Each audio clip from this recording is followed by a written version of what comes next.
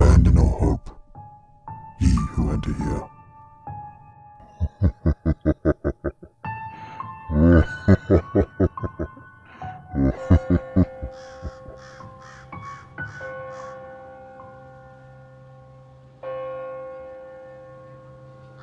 Everything started with me and a couple of my buddies hanging out at my place. For sake of this story, I will name my two friends Michael and Lucas. Basically, everyone got pretty much wasted from drinking too much cheap bourbon Michael had brought with him. It was around 2 a.m. when Lucas, still a bit drunk, suggested we should go and explore the abandoned insane asylum. For context, we all live together in the same small town. There is not much going on there, but when you drive about 15 miles on empty back roads, you should come across the old mental hospital, which has been vegetating ever since it was abandoned in the 1960s due to unknown reasons. So since there was really nothing better to do, we all agreed to the 30-minute drive. We grabbed our backpacks, some water, 3 flashlights and a big hunting knife for protection. Lucas also brought a couple of graffiti cans for obvious reasons. Yeah, he was into that stuff at the time. The drive was relatively unspectacular, with the exception that Michael almost ran over a rattlesnake lying in the middle of the road. When we arrived, the sight of this huge asylum just standing there for all these years made me feel a little uneasy. But my doubts quickly evaporated as Michael and Lucas were already going around the place looking for an entrance. We finally found a window that was not completely boarded up with beams and then crawled, headfirst, through the small opening. I quickly got on my feet and let my eyes get adjusted to the darkness that completely surrounded us. We powered up our flashlights and began wandering through the corridors with rooms on either sides. The walls were pretty much all covered in graffiti, so Lucas suggested that we should look out for a basement entrance, with the intention of finding a free spot for his graffiti. After a 30-minute search, we finally found the basement entrance.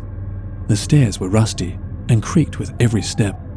The whole basement smelled terrible. Lucas quickly disappeared down a long hallway with rooms on either side. Michael and I kept pace up behind him. As we wandered off further into the dark hallway, which our cheap flashlights only poorly lit up, the terrible smell grew even worse. I can only describe it as a mixture of vomit and rotten eggs. What struck me as odd was that the walls were pretty much clean. Unlike the sight we made at the first floor, it almost seemed like nobody had ever made it all the way to explore the basement level. Everything was going relatively smooth, up until the point when Lucas started making much noise by shaking his graffiti cans in order to prepare them for his act of vandalism. So he started spray painting one of the nearby walls. Michael and I just watched him do his thing. When he finally finished his piece, the smell of aerosol in the air almost drowned out the horrible stink that was still in the air. As we made our way down the hallway, I could tell that the smell came from a small room further down to the left of us. At this point, we were all pretty much freaking out. What would we find in that room? I had the hunting knife tight in my hands as I approached the room and shined my flashlight inside. The light beam hit, and I kid you not, a circle of burned out candles. In the center of the candles was a dark object hanging from the ceiling. At this point, I had to vomit because of the smell coming from this room. Michael was the bravest one of us as he stumbled into the room, grabbing a metal bar from the pile of junk next to him, poking the object with it. As right then, we realized there was a huge amount of dark brownish stains on the floor under the thing. We all quickly sobered up due to the situation as we heard several voices and fast approaching footsteps from across the other hallway. I never ran that fast in my entire life. It's really amazing the effect that adrenaline can have. We finally reached the set of stairs and sprinted through the floor.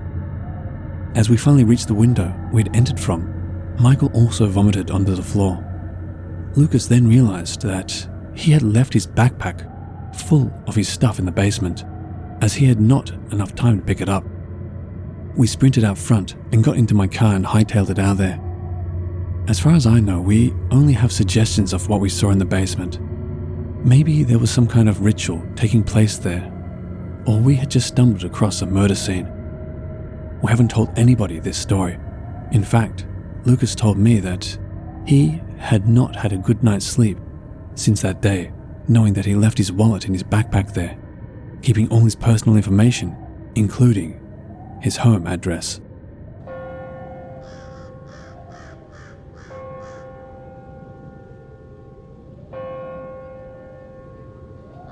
I have a story from about 2 years ago that really captivates me to this day. When I've told this story to close friends, they tell me it's straight out of a movie. I really can't disagree with that. This starts when I finished my first year of college in the Bay Area. I worked my ass off in school and just wanted to have a wild summer, and I would do anything I could to get out of the house. My cousin was and is my best friend, and we basically did anything and everything together. When there wasn't anything to do, we'd take walks together around my rural neighborhood. I always lived near this old hospital which used to operate as the biggest trauma unit in my area. Sometime when I was in high school, they shut the hospital down due to unknown reasons.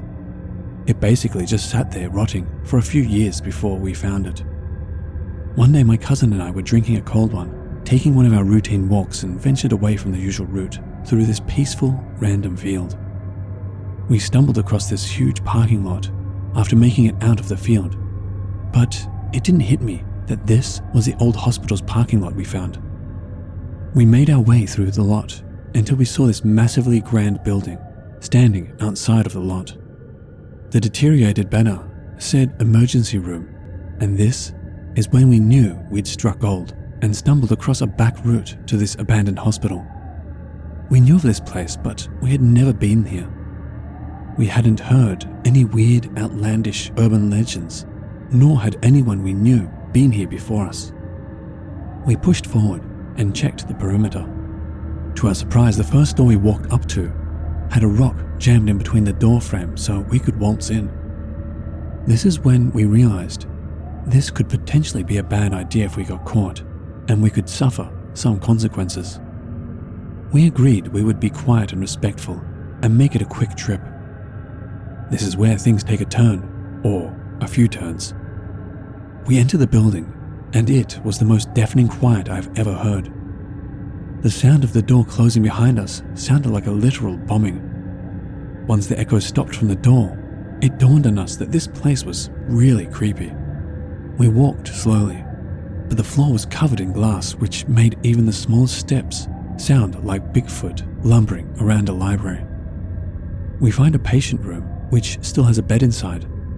We stop at the doorway and look inside because the floor looks sketchy.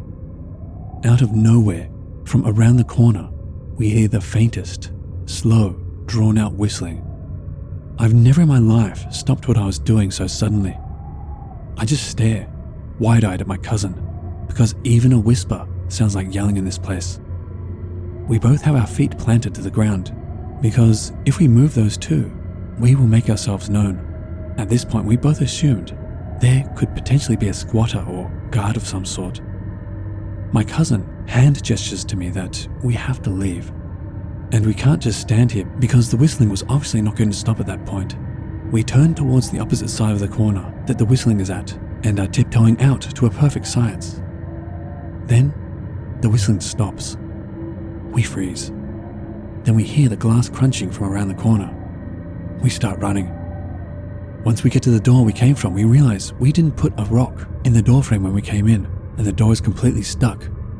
As we're trying to get this door to open, the glass crunching is now running. We hear the glass crunching until it sounds like it's dangerously close. I'm horrified. We turn around to try another door, and the noise of the glass is literally right in front of us. Yet, no one is there. No one. We book it to a door that says pharmacy and peel open the door. The pharmacy is completely empty, except a single, perfectly placed and aligned landline phone plugged into the wall. The phone is off the hook and is making a dial tone. The whole thing was perfectly lined up and centered with the whole room. I've never seen anything like it. The dial tone was so loud in such an empty place. There wasn't power throughout the hospital, so how was it working?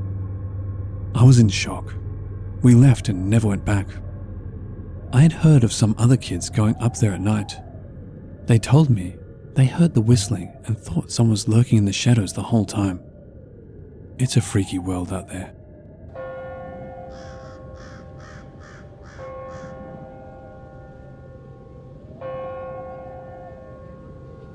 So this story takes place around the time of the housing crisis back in 2008 or so. I was in high school at the time. Our buddy, I'll call Eric, and myself would do some urban exploring by sneaking into empty, abandoned and foreclosed homes. Of course, we do these explorations in the dead of night to avoid any trouble with the law. I can't give away the location because people live there now, and I have no scientific rational explanation for what happened. But I know what I saw and heard, so I'd like to share it with you all. So we set out around 12 a.m. just like we would any other night. About an hour or so in, we find a house that I often saw on my walks to school. As we walk up to the house, we scan for anyone. Then we make our way down the large driveway that leads into the backyard of the house. The first thing I noticed is how tall the grass was. Like it hadn't been mowed in quite some time. Months, I'd say. Then I noticed a smaller house, further, near the back of the property. We told ourselves we'd check that house out once we'd explored the bigger one. We entered the bigger house from the door that leads into the garage, and from the garage, we stepped into the kitchen. Believe it or not, the doors were unlocked. When we entered the kitchen, we saw the house was almost pitch black. We could only see a few feet ahead thanks to the streetlights. So I used my only light source at the time, a cheap flip phone with the screen brightness on max. We start our exploration down the hallway and check out each room, 5 in total, counting the 2 living rooms. Eric is close enough behind me, and we make our way through each room and eventually back to the kitchen. Once in the kitchen, we chat about how nice the house is and its size, given the area it's in, much bigger than the surrounding houses. As we're talking, I notice a metal decoration hanging above the kitchen doorway. It almost looked like some sort of decorative shield. I pull it from its spot and inspect it closely. Once done, I can't figure out how to put it back, so I set it between my feet on the tile floor. I take a look at my friend and take a step into the kitchen. Then we both hear what sounds like something sliding along the floor, and then a bang at the end of the hall. Eric and I both freeze and stare at one another. Through the streetlight shining through the kitchen window, Eric whispers to me, "Is there someone here with us?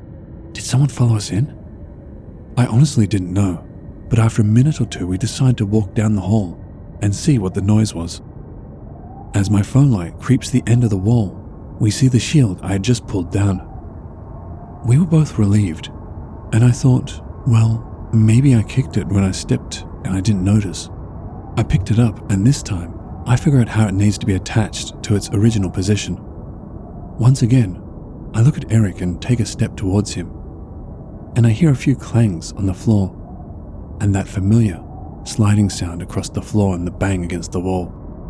Now we're really scared and frozen, not moving for what seemed like forever. Then an even louder bang is heard at the other end of the house, and we both jump and stare into the dark hallway.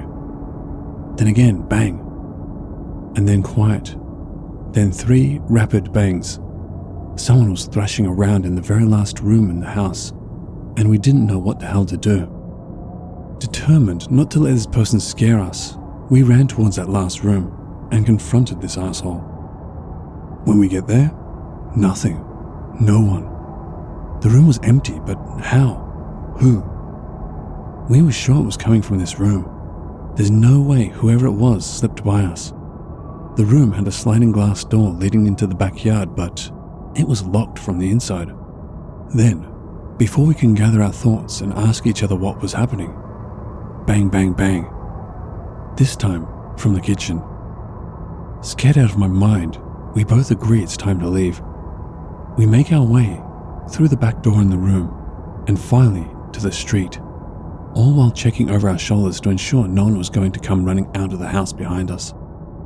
No one came, and the neighborhood was quiet. Eric and I started our walks home, talking about the house, when Eric notices his pocket knife is missing. He then turns his pockets inside out to show me he isn't joking. We stop, and he keeps telling me we have to go back for it, since it's his favorite one. Frustrated, I ask him, "How did you lose it if it's your favorite knife?" He assures me he never removed it from his pocket and has no idea how it could have been removed from his pocket. I agree to go with him and find it.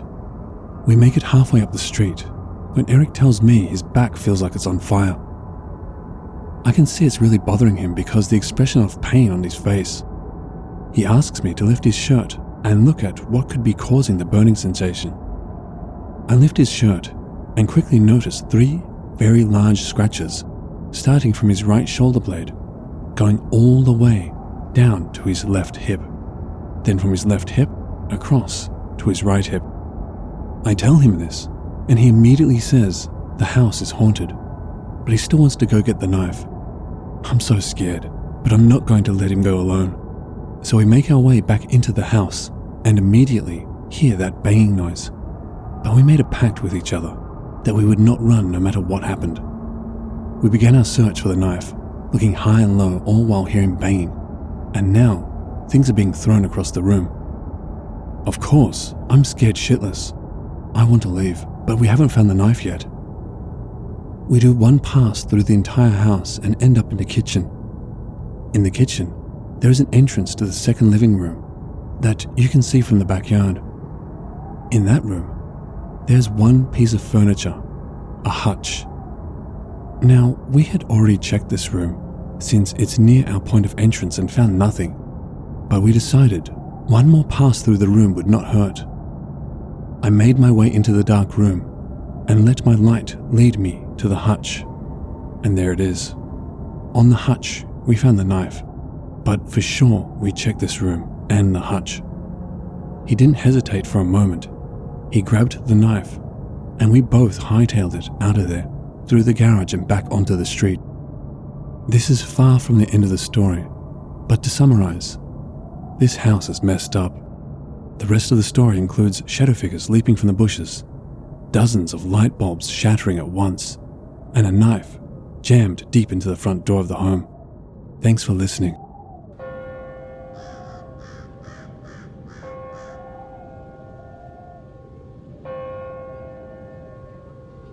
Update 1. Decided to add more to the post. We make our way back to our homes, but the entire week we would talk about the house and what was going on in there. We brushed it off and didn't believe it. There had to be some explanation, so we go back. We bring 3 friends with us because they wanted to see this haunted house Eric and I wouldn't shut up about. While walking through the backyard, I can't explain it, but for some reason, I wanted to get a closer look at the back house. I start making my way towards the house, but I start to feel scared. A feeling of dread came out of nowhere. I turn away from the house and start my way back to the group, but at the corner of my eye I saw something leap from the bushes. Some dark figure leaped from the bushes and into the tall grass. When I gave it my full attention, it was gone. I stared at the bushes for a moment, a little confused, but I brushed it off. I did mention it to the group when I caught up with them, but it was quickly dismissed. We enter through the garage door. This time we notice a white bookshelf full of light bulbs in the garage. The bookshelf was probably about 5 feet high and 3 feet wide, completely filled with packaged light bulbs. We study it for a moment and make our way to the kitchen, with Eric leading and me in the back. I enter last and shut the kitchen and garage door behind me. As soon as I release the doorknob, we hear what sounded like someone in the garage breaking all the light bulbs in the bookshelf. Stunned, I remember my heart beating a mile a minute, waiting for whatever the hell it was to start trying to fight its way into the kitchen. But nothing came, and Eric finally said, "I guess we're not going back now." We make our way to the very last room in the house, the same room Eric and I had exited through the last time we were there. Whatever it was did not disappoint. Random objects were being thrown against the wall in front of us. We could hear loud banging all throughout the dark house, like there were people fighting in the damn house. One of the friends decides he's had enough and opens a glass door to the backyard, and 4 of us start making our way through the backyard. I turn around to wait for Eric. He was not moving, caught in a daze, standing in front of an unhinged door that was propped against the wall for support. Eric was staring down the hallway, as if waiting for something. I had to call his name 3 times before he realized we were leaving. He stepped forward, and before my eyes, it looked as though someone tried to throw the unhinged door on top of him. Eric jumped out of the way and started towards me, scared out of his wits. The other 3 were already almost to the street, so we both just keep the pace and catch up with them. As soon as we reached the street, one of our friends kept telling us about how messed up that house was. You could see the look of terror on his face as he expressed his feelings about it. He then mentions a burning feeling going up his calf. Sure enough, he's got those same scratches starting from his ankle and stopping midway through his calf. Just before we split up to go home, the 3 of them swear off that place, and that was the last time those 3 friends spoke to us. So there's more to come. Unfortunately, I'm on a time constraint, but we'll definitely be telling more of what happened. Again, thanks for listening.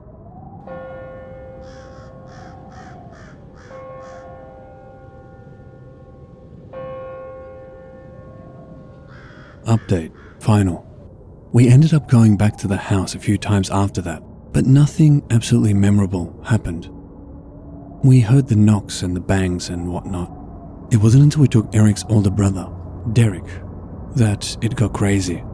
By this time, we'd visited the house a few times and become numb to the banging and throwing.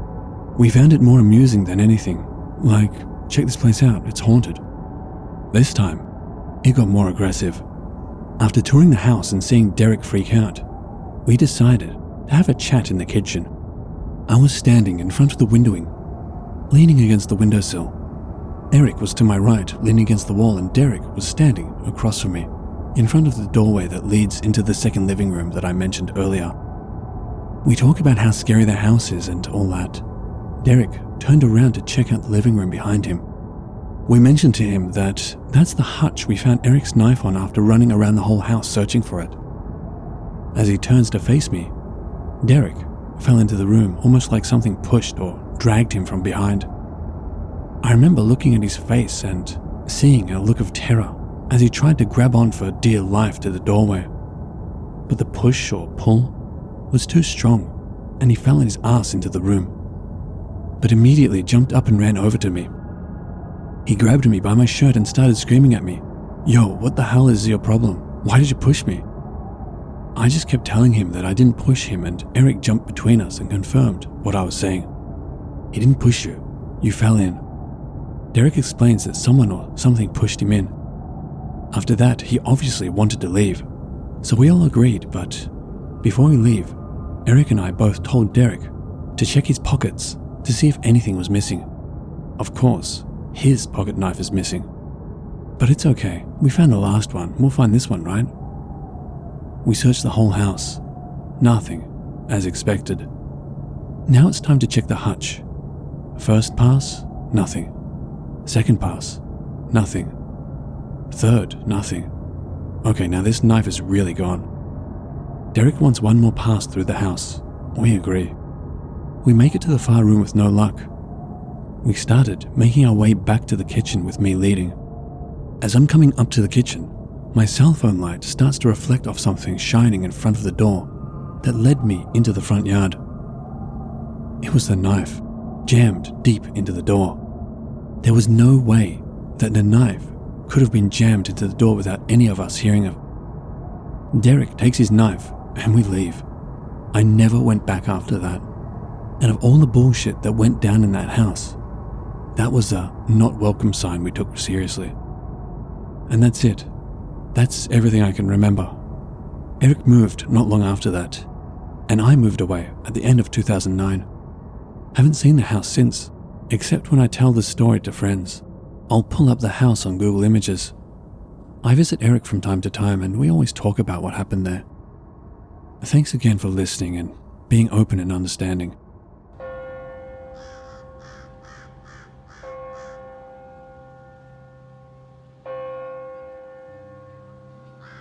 Hello watchers and listeners, thank you so much for watching. As always, a big thank you to all of the Reddit users who kindly allowed me to use their stories. If you want to help support this channel, You will find links to both my Patreon and my Teespring store in the description below, so feel free to have a look. And the biggest thank you to all of you who continue to support me. I truly do appreciate it. And remember, Papa loves you.